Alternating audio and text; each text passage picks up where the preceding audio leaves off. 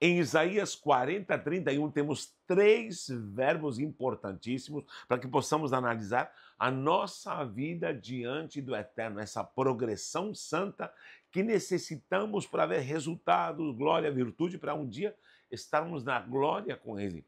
Esses três verbos são importantíssimos passo a passo. Nesse versículo são apresentados, começando pelo verbo voar, correr e também andar. Você sabe e conhece o versículo.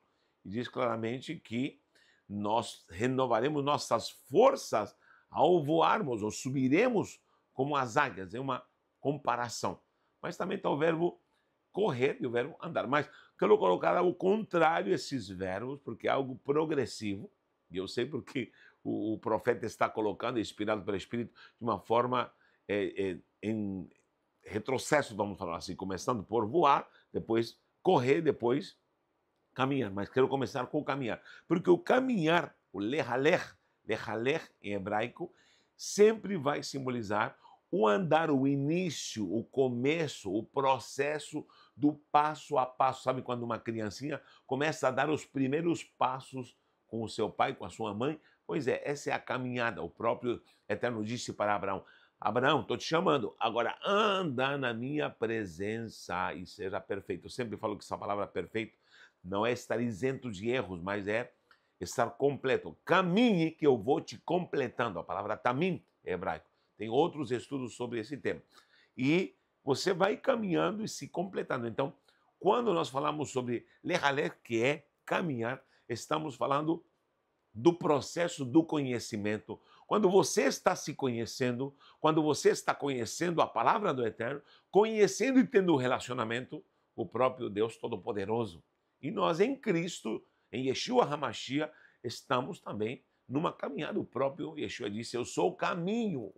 Depois fala a verdade e vida, mas ele fala: eu sou o caminho. Então, nós somos convidados a caminhar. Uma caminhada é o processo de como vamos sendo integrados o nosso caráter, a nossa estrutura de vida, no conhecimento, no andar com Deus.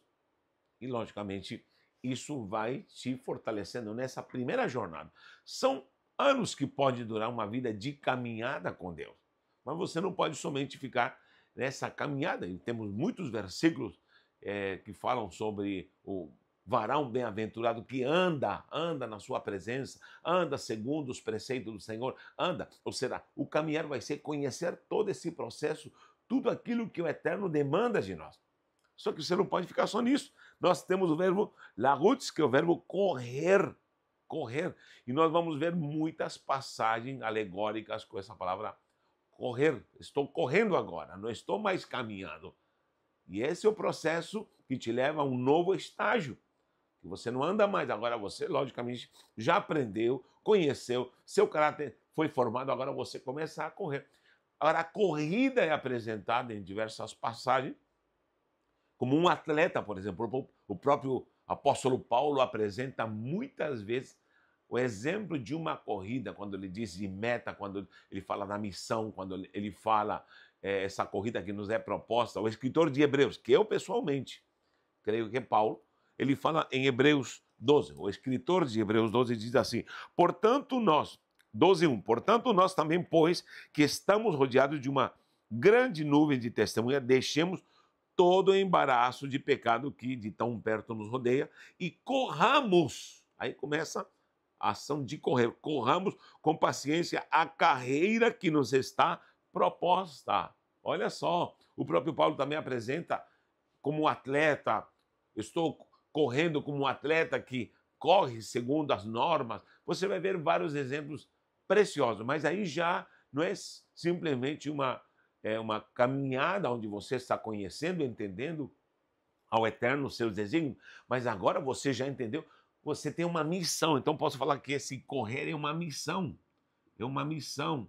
É quando você entende o que é o ministério, você entende os propósitos de Deus na sua vida, quando você tem metas, aí é uma corrida, Essa caminhada, posso falar assim, é o caráter sendo transformado. Você anda na presença dele. Aqui não, agora você já foi tratado, foi abençoado, agora você corre.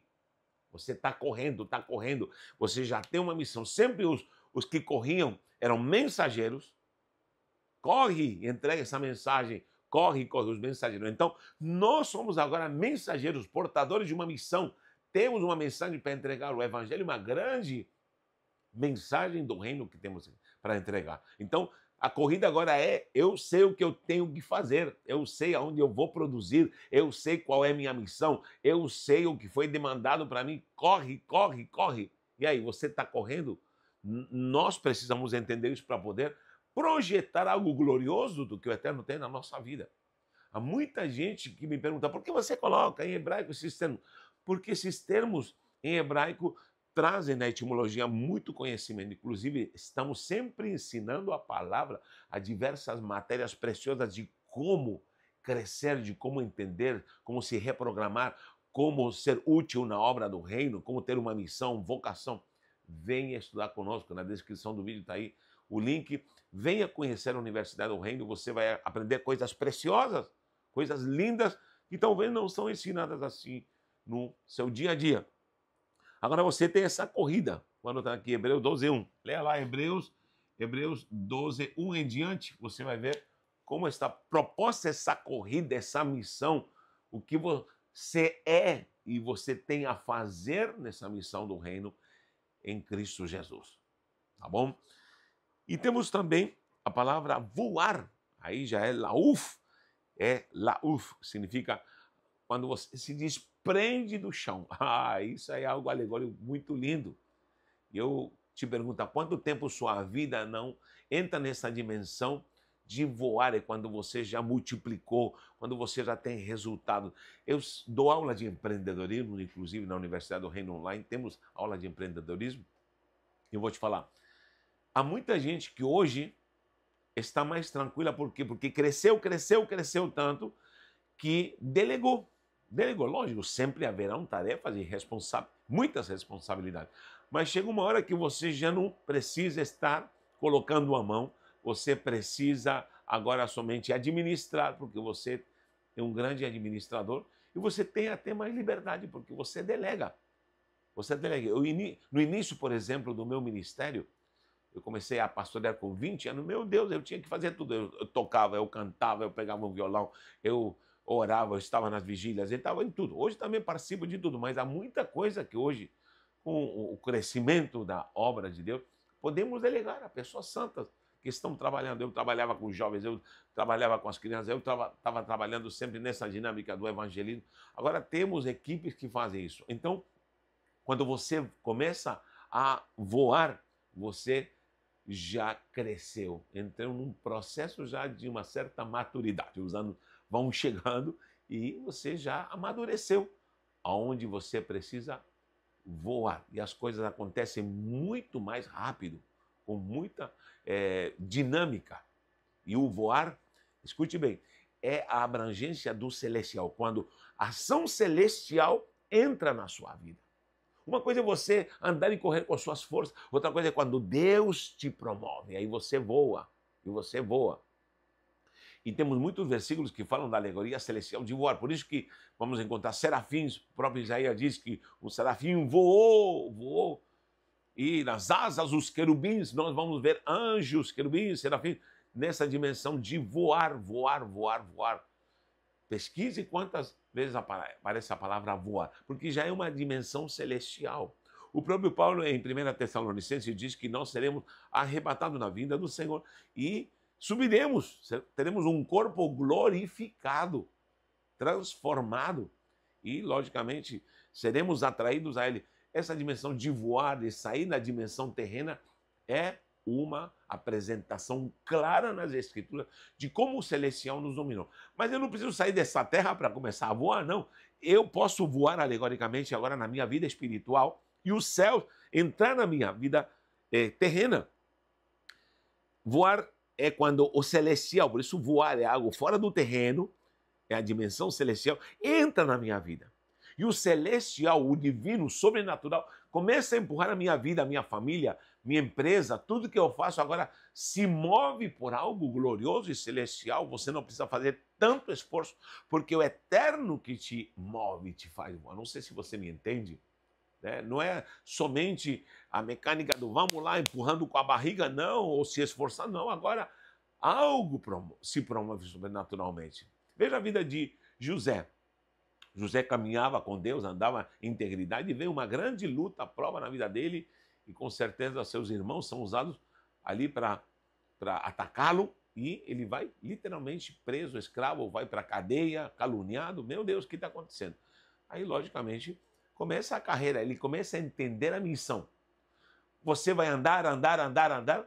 O dia que você entender a sua missão, o que Deus tem na sua vida, o seu ministério, a sua dinâmica, a sua proposta de vida aqui na Terra, até com finanças, com o que você faz, entendi isso, vai começar a correr, você começa, logicamente, a já ter produtos, resultados gloriosos naquilo que você está fazendo e você entendeu. Então, começa a carreira, a missão, aí vem metas, coisa linda. José entendeu isso na cadeia, já começou a revelar, começou a ter revelações. Mas quando ele começa a voar, quando ele vai para o trono, ele vai para o trono e tudo é colocado aos seus pés. E ele se torna um príncipe maioral no Egito, porque aí já começa a dispensação do voar, e ele tem administração, ele tem gestão, ele tem recursos, ele manda e acontece, porque aí já está voando. Eu profetizo isso na sua vida, você vai começar a voar. Deixa um comentário, em que nível está a sua vida.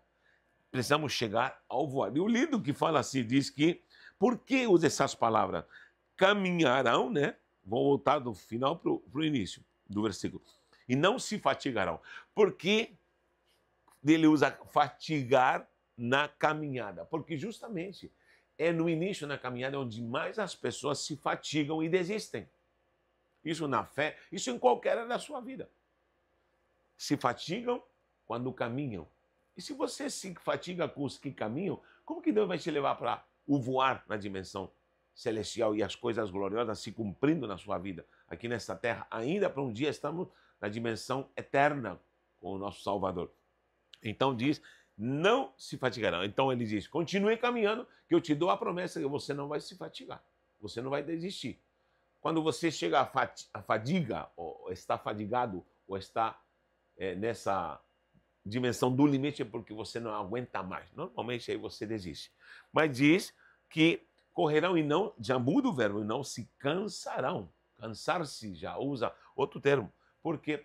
Porque na corrida você já tem a missão e você muitas vezes se cansa. Dificilmente, há pessoas que desistem, mas dificilmente uma pessoa que tem uma missão vai desistir. Mas ela se cansa.